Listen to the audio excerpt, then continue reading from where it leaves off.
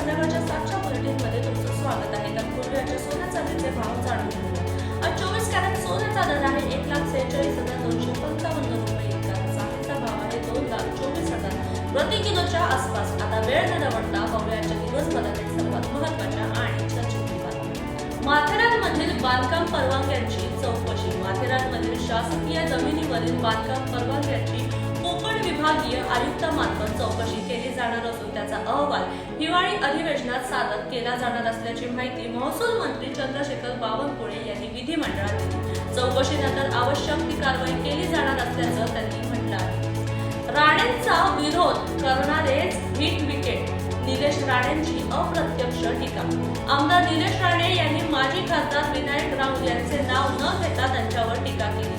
राणेंचा नेहमी तिरस्कार करणारे स्वतःच हिट विकेट झाले। आम्हाला काहीच करावे लागले नाही, घरच्याच व्यक्तीने त्यांची हिट विकेट काढली। रॅगिंग प्रकरणी मनसे विद्यार्थी सेनेचे निवेदन। श्री लल्लन तिवारी महाविद्यालयातील रॅगिंग प्रकरणी आरोपींवर कठोर कारवाई आणि शहरातील अंमली पदार्थांच्या अवैध व्यापारावर आळा घालण्यासाठी मागणी करत मनसे विद्यार्थी सेनेने पोलीस आयुक्तांना निवेदन दिले। महायुती सरकार व जनतेच्या हिताचे निर्णय घेणार, उदय सामंतांचे वक्तव्य। मंत्री उदय सामंत यांनी लाडकी बहीण योजना सुरूच राहणार असल्याचे स्पष्ट केले असून देवगड अणुऊर्जा प्रकल्प आणि दोडामार्ग आडाळी एमआयडीसी बाबत स्थानिकांना विश्वासात घेऊन निर्णय घेतला जाईल असे त्यांनी सांगितले। Ulhasnagar hit and run gold व्यावसायिक अविनाश मुठा अटकेत। उल्हासनगरमध्ये कारने दुचाकीला धडक देऊन जखमी व्यक्तीच्या अंगावरून वाहून नेल्याच्या आरोपात कल्याणमधील गोल्ड व्यावसायिक अविनाश मुठा यांना पोलिसांनी अटक केली। या अपघातात देवेंद्र सिंग राजपूत यांचा मृत्यू झाला असून एक जण गंभीर जखमी आहे। नागावे समाधीस्थळ तोडफोड प्रकरणी 17 जणांवर गुन्हा। चिपळूणमध्ये नागावे येथे पालांडे कुटुंबाच्या 400 वर्ष जुन्या समाधीस्थळाच्या कथित तोडफोडी प्रकरणी आलोले शिरगाव पोलिसांनी 17 जणांवर गुन्हा दाखल केला आहे। कुटुंबियांनी माजी सरपंच प्रकाश चिपळूणकर यांच्यावर आरोप करण्यात आले आहेत। मीरा भाईंदरमध्ये उघड्या चेंबरमध्ये पडलेल्या म्हशीची 4 तासांनी सुटका।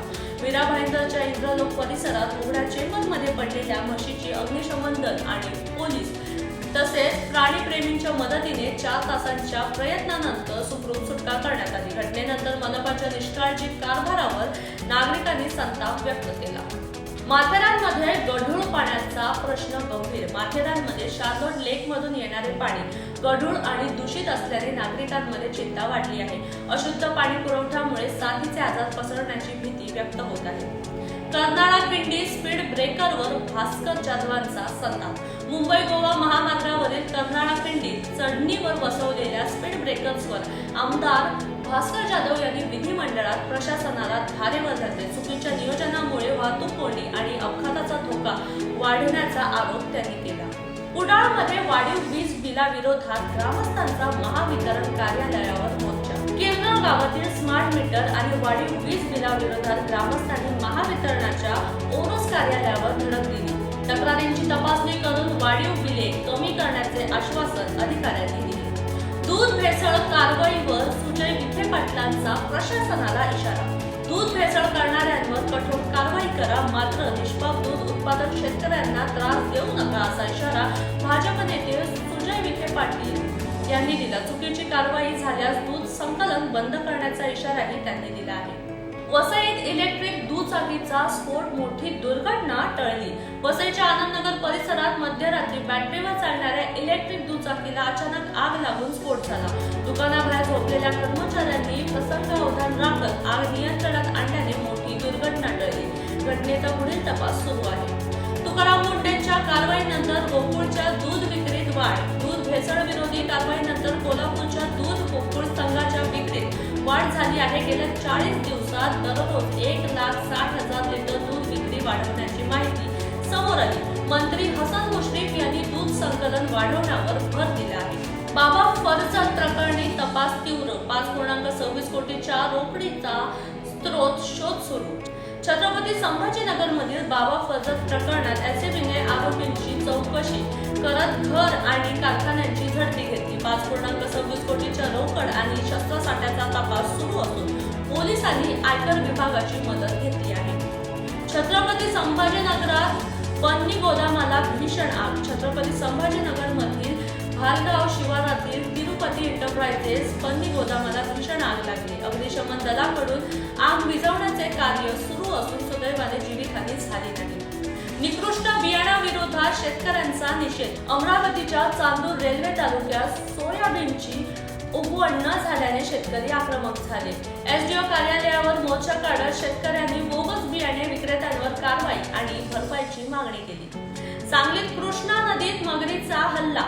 सांगलीतील कृष्णा नदीत पोहत असताना माधवनगर येथील नाना साळुंके यांच्यावर मगरीने हल्ला केला. या घटनेत ते गंभीर जखमी झाले असून त्यांना उपचारासाठी शासकीय रुग्णालयात दाखल करण्यात आले. मोशी दुर्घटना, कंपनी अधिकाऱ्याला अटक. पिंपरी चिंचवडच्या मोशी इमारत दुर्घटनेप्रकरणी कंत्राटदार कंपनीचे प्रकल्प प्रमुख अशोक कुमार गुप्ता यांना अटक करण्यात आली. 9 कामगारांच्या मृत्यू प्रकरणी सदोष मनुष्यवधानाचा गुन्हा दाखल करण्यात आला.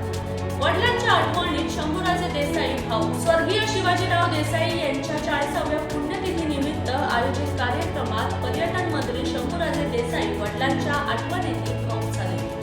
संघर्षमय जीवन प्रवास आणि संस्कारांचा उल्लेख करताना त्यांचा कंठ दाटून आला. अमळनेरमध्ये कारमधून गाय चोरी. अमळनेर येथील राणी लक्ष्मीबाई चौकात मध्यरात्री कारमधून गाय चोरी केल्याची घटना घडली आहे. ही घटना सीसीटीव्ही कॅमेऱ्यात कैद झाली असून अमळनेरमध्ये कारमधून गाय चोरी व्हिडिओ सोशल मीडियावर व्हायरल झाला आहे. तर अशाच बातम्यांचा वेगवान झटपट आढावा घेण्यासाठी नवराष्ट्राला फॉलो करायला विसरू नका. भेटूया उद्याच्या नवीन बुलेटिनसह. तुर्तास धन्यवाद.